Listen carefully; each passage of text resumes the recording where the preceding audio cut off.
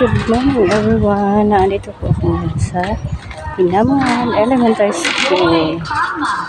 Ayan, magsusundo po ako ng aking anak na si Kuya Gigi. Kasi nagre-review po sila. Ayan, ito po ang Pinamuhan Elementary School. Ayan.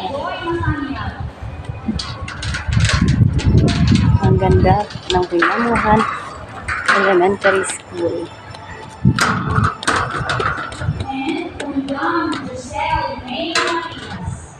Giselle May is also a loyalty awardee. Ayan, bakit po tayo ng hagdan? Kasi nasa babaw yung school niya. Yung room niya pala.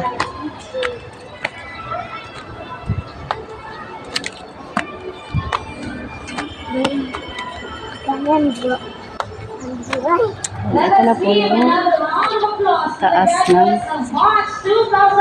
mga room.